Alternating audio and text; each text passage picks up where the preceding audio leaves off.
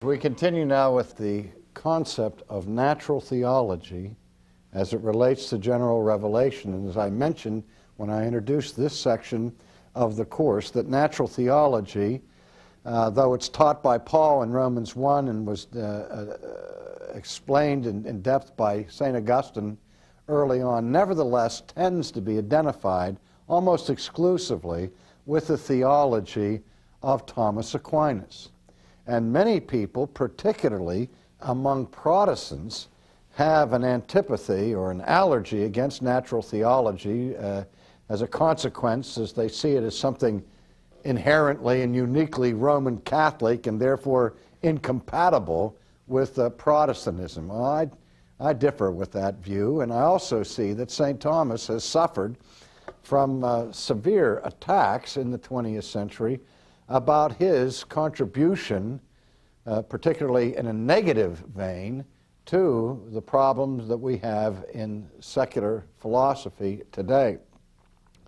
I counted Francis Schaeffer as a very close personal friend. We did many things together. He had a tremendous influence on me, and we agreed on just about everything in the world in theology and in philosophy. But the one point where we really disagreed was over his assessment of Thomas Aquinas, because Dr. Schaeffer made the statement repeatedly that it was St. Thomas Aquinas who separated nature and grace. Now, I want to explain that a little bit today.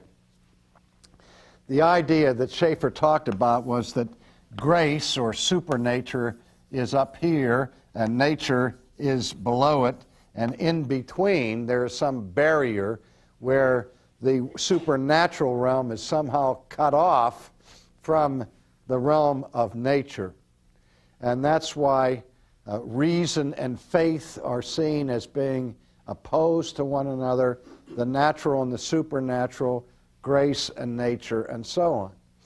And what my defense of St. Thomas Aquinas is this, that the last thing that ever entered Thomas's mind when he was writing his Summas, his Summa Contra Gentiles and his Summa Theologica, his great works on theology and apologetics, is that the last thing he was trying to do was separate nature and grace.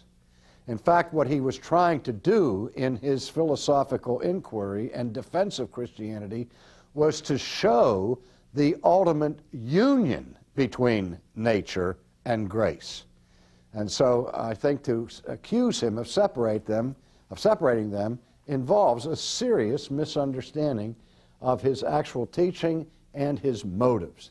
And in order to understand Thomas, I think we have to ask the fundamental question, what problem was Thomas Aquinas trying to solve? And in order to answer that question, we have to go and examine the historical circumstances in which he labored as a Christian apologist. And St. Thomas Aquinas was writing at a time when the greatest threat to the church was the onslaught of the religion of Islam. And Muslim theology was being advanced at this time in history, in the Middle Ages, by some powerful and potent Muslim philosophers. And these philosophers introduced a philosophy called integral Aristotelianism. Integral Aristotelianism. Now that may sound a little bit technical for us, but when we integrate something, we see that it fits in with other things. And so what Averroes and Avicenna's were doing as Arabic philosophers was an attempt to create a synthesis between Muslim theology on the one hand and the philosophy of Aristotle on the other, trying to merge Aristotle with Islam. And hence they were called integral Aristotelians. And one of the central theses that they advocated passionately was called the double truth theory. The double truth theory. Now, I'm going to take the time to go over this, not just because we're interested in past historical controversies, but because what Aquinas was wrestling with in his time, with the Islamic philosophers, is so closely parallel to what we encounter in the world of contemporary thought in our own times. The double truth theory, simply stated, taught this: that something could, at the same time, be true in philosophy, but false in religion. Or conversely, could be true in religion, but false in philosophy. Or to put it another way, it could be true in science, but false in theology. Or true in theology, but false in science. Now, if I could take that idea and transfer it to our own day, it would be like this. We have people in this world who believe in macroevolution, who believe that the origin of the human race and of the universe has come to pass through the gratuitous collision of atoms, and that man has emerged from the slime as a result of a cosmic accident with no definitive purpose in view, and is destined to annihilation, so that the origin of humanity is in meaninglessness and the destiny of humanity is meaningless.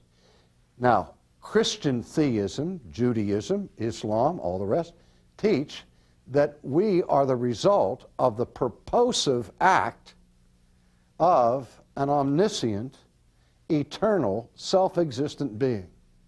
That God, through his wisdom and power, intentionally created human beings in his own image for an eternal purpose. Now, those two views of the origin and the destiny of human beings, I can't imagine could have any greater difference than those two approaches to human significance.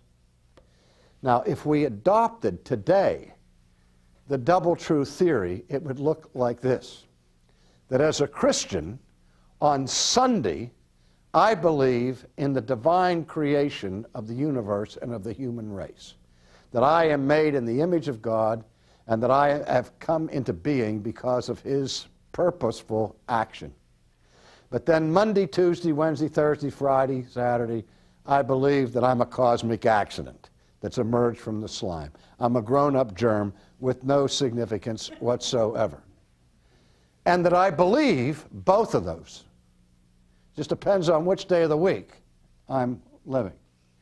Now, the double truth theory of the Islamic philosophers said that you can believe in creation in terms of faith and theology, and at the same time, as a scientist, deny that affirmation. And from whichever perspective you're coming, they're both true. That's what is meant by double truth. Even though the two sides are philosophically absolutely antithetical and irreconcilable, nevertheless, they're both true, depending on whether you're looking at it scientifically or looking at it from the viewpoint of faith or of religion.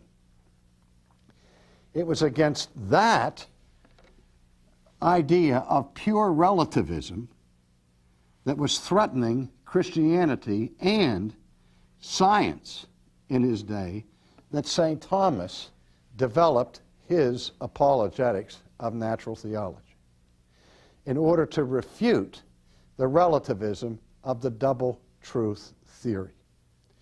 And what he did in order to address this problem was to distinguish between nature and grace, or to put it another way, to distinguish between reason and faith, between religion and science. Now, it's one thing to distinguish between two things. It's quite another to separate them. I tell my students in the seminary that one of the most important distinctions they will ever learn as students of theology is the distinction between a distinction and a separation. As I've said in our radio program many times, that if I distinguish between your body and your soul, I've brought no harm to you. If I separate your body from your soul, I have killed you. So I hope that we see a clear difference between distinguishing and separating. Now, Aquinas said you can and you must distinguish between nature and grace. And what he meant by that distinction between nature and grace is this, that there are certain things that we can learn from nature that we don't learn from grace. Now, what he meant there is that there are certain truths that we discover through a study of this world, an inquiry into the arena of science, that we can learn things by examining the world around us that we'll never learn by reading the Bible. The Bible doesn't teach us anything about the circulatory system of the human body. The Bible doesn't teach us anything about molecular biology. Those are things that we discover through a careful examination of the world around us, through a study of nature. And that study of nature produces things that we can't learn from the Bible. At the same time, there are things that we learn from grace or from the Scriptures that we'll never learn in a laboratory. You can study nature all you want, and you'll never come up with God's way of salvation. That comes to us from His revelation in sacred Scripture. That is a body of knowledge that is found in the Bible that's not found in the scientific laboratory. So do you see how he's distinguishing here between what you can learn by studying nature by itself and what you can learn by studying the Bible? Now, it's in the third category that so much of the controversy exists. Aquinas says, in addition to that knowledge that can be garnered through a study of nature and that which can be learned from the Bible, there is a third category, which he called the articulus mixtus, or in simple English, the mixed articles. And the mixed articles refer to those truths that can be known or learned either from the Bible or from a study of nature. And chief among those articles that can be known either from a study of nature or from a study of the Bible is the existence of God. In other words, he's saying, you don't have to read the Bible to know that God exists. Now, why do you think he would say that? Because he was already a proponent of natural theology. He was saying that the Bible itself teaches us that there's another way to know that God exists, namely through a study of nature.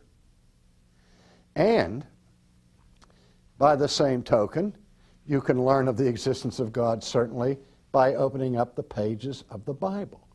Now, what happens when you open to the first page of the Bible? The very first sentence in the Bible reads, "In the beginning, God created the heavens and the earth." Now, some apologists make a big thing out of that. They say, look at here. On the first page of Scripture, God is announced. God is proclaimed. God is virtually, tacitly assumed. There is no attempt by the author of Genesis to prove the existence of God before he sets forth an expression and revelation of the work of God. But rather, it's just assumed that there is a God. because all that it says in the beginning is, in the beginning, God. And some people believe that is the death blow to apologetics, saying we shouldn't even be arguing for the existence of God because the Bible doesn't argue for the existence of God. The Bible assumes the existence of God. And my answer to that, as well as St. Thomas's answer to that, is for the Bible to argue the existence of God would be like carrying coals to Newcastle, because it's completely unnecessary, because the God of the Bible has already, before one word of the Bible was ever written, from the day of creation, has proven his existence conclusively through nature. So that when anybody comes to the Bible and picks up the Bible that tells us a whole lot more about God than we can ever learn through the study of nature, are people who come to it already having received the general revelation of God that he gives to us in nature. And so, there's not need for God to prove himself twice, as it were. He's already displayed himself to every human being before they're even able to read. They can read nature at that point. And so, Augustine is saying is that the existence of God is demonstrated both by nature and by grace, and that these two spheres of inquiry, religion and science, so far from being separated and opposed to one another, are actually in agreement. And following Augustine, Aquinas taught this, that all truth is God's truth. And all truth meets at the top. That if something is true in science, then it must also be true in theology.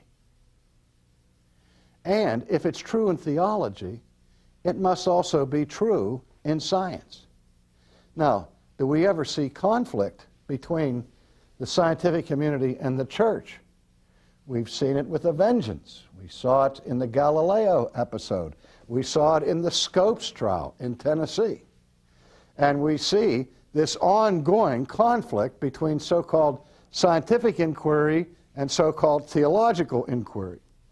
Now, if God reveals himself in nature and in the Scripture, and that the principal textbook of the theologian is the Bible, and the principal textbook of the physicist or the astronomer or the biologist is nature, and if God has both of these spheres as his spheres of revelation, and if God is a God of truth, then there, in an ideal world, there would never be a conflict between science and religion, between reason and faith, between nature and supernature, between nature and grace. This is the point that Thomas Aquinas was making.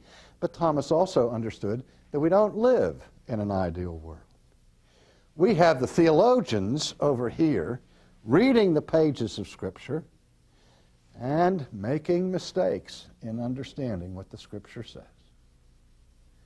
In the 16th century, virtually everybody believed in geocentricity, that the earth was the center of the solar system. Not just the Pope and his bishops in Rome, but it was a point of faith for Martin Luther and John Calvin, who saw Copernicus as an agent of the devil who would undermine the integrity of sacred Scripture. And what Copernicus did was he not only proved that the Ptolemaic system of astronomy was wrong, but he also proved conclusively that the church's understanding of astronomy at that point was wrong. And there's a clear case where the scientific community corrected the church. What they didn't correct was the Bible. They corrected the church's misunderstanding of the Bible. And it shows that theologians can be wrong when they're studying the Scriptures. On the other hand, that doesn't mean that every time there's a conflict between the scientific community and the ecclesiastical community that it is the theologian that's wrong. when the scientists over here start talking about things coming into being out of nothing, he's not only talking bad theology, folks, he's talking terrible science, because he's talking nonsense. And it's at that time you need the philosopher and the theologian to say, no, no, no, no, no. Don't you be peddling that stuff around here. And so the church has to correct the scientists from time to time, although they get up in arms if you suggest that ever should happen. But again, what Aquinas is saying is, you don't have two different spheres, and yet the culture today says, if you want to believe religion, that's fine. You go into your house and you go into your cupboard and you say your prayers and sing your hymns, and if you get some kind of emotional satisfaction out of it, that's fine. But don't call it science. Don't call it knowledge. Don't call it truth. You're free to indulge yourself in this subjective experience that you call religion. But intelligent people don't acquiesce to that sort of thing. You see, that's what Thomas Aquinas stood up to say, you know, wait just 1 minute here. If you're going to be rational, and if you're going to be scientific, and if you're really going to be intelligent, you will be driven to the conclusion, compellingly, of the existence of God, and only a fool would run into his closet and say, there is no God. And so he's saying that not only the Scriptures, but science itself together proclaim the same truth. And they support one another, because God's revelation in nature is just as much the truth of God as God's revelation in the Scriptures. They are united, distinguished, but united. That's why I would say about my dear friend Dr. Schaeffer, he did a disservice by saying that Thomas separated the two. The culture separates the two. But please don't lay that at the door of Thomas Aquinas, because that's exactly what Thomas Aquinas did not do. He was trying to show the harmony between reason and faith, between science and religion, between nature and grace. Again, with the affirmation that all truth is God's truth and all truth meets at the top. That's why Augustine, before Aquinas, made this challenge to his students. He told his students they ought to learn as much as they possibly could learn about as many things that they could study. Because wherever they found truth, they were discovering the truth of God.